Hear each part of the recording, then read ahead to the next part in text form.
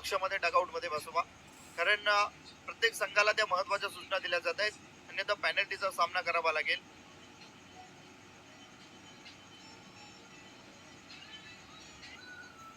ऋतिक वेखंडे, क्रिकेटमध्ये ऋतिक नावाला खूप महत्व आहे मित्रांनो. एक ऋतिक दिवाने देखील, त्यानं मात्र आमच्या प्रेक्षकांनी वेखंडे,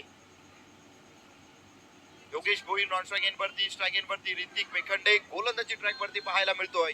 पंकज, उंबरमाली टीमचा हा पंकज शेवटचं षटक, चौथं षटक हाताळण्यासाठी आलाय. 5 चेंडू 11 धावा.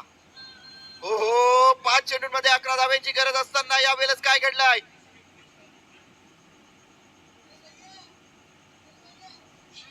तर ऋतिक वेखंडे यावेळेस बाद होतोय.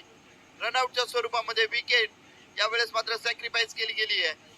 एक धाव मात्र निश्चितपणे चांगल्या प्रकारे कंप्लीट झाली असती, परंतु थोडासा यावेळेस मात्र ऋतिक वेखंडे थांबला आणि त्याचाच यावेळेस मात्र परिवर्तन पाहायला मिळालं विकेट मध्ये. रनआउटच्या स्वरूपामध्ये ऋतिक वेखंडे बाद होतोय. न्यू बॅटर मैदानाच्या आत इंटर झालाय, ऋतिक पवार. मित्रांनो 6 चेंडूंमध्ये 12 धाब्यांची गरज होती. 2 चेंडू आतापर्यंत सफल पाहायला मिळाले होते. यावेळेस मात्र फटका फसलाय. चेंडू खाली क्षेत्ररक्षक स्क्वेअर लेगच्या दिशेला अप्रतिम झेल टिपला गेलाय. योगेश भेरे बॅक टू द पवेलियन. मोठा हादरा, मोठी विकेट प्राप्त झाली आहे टीम उंबरमाली या संघाला.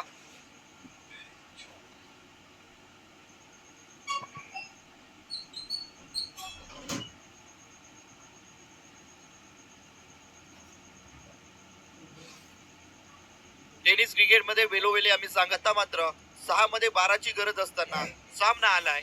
3 चेंडू 11 धाबा, म्हणजे आतापर्यंत 3 चेंडूवरती घेतली गेले केवळ 1 धाव. 3 चेंडूंमध्ये 11 धाब्याची गरज असताना यावेळेस मात्र पुन्हा एकदा फटका फसलाय. सुधाम यावेळेस खेळावे लागतील. कंपल्सरी चेसिंग सामने खेळवले जात आहेत. हो, यावेळेस मात्र फटका आलाय, परंतु टायमिंग इतकं प्रॉपर पाहायला मिळालं नाही यावेळेस बॅट आणि बॉल मध्ये. परिणामी एक सिंगल, आणि आता मात्र पूर्णपणे सामना झुकतोय टीम उंबरमाली या संघाकडे.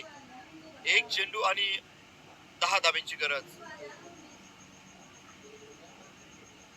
हो, यावेळेस मात्र फलकावरती आता मात्र 1 चेंडू आणि 9 धाब्यांची गरज. हो, यावेळेस मात्र ऋतिक पवार देखील या चेंडूवरती मोठा फटका खेळू शकला नाहीये.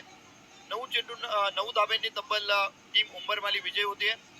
दोन्ही संघांना पुढील वाटचालीसाठी देऊयात खूप साऱ्या शुभेच्छा. जाऊयात या मॅचचा हिरो कोण. तर चेतन ठरला या मॅचचा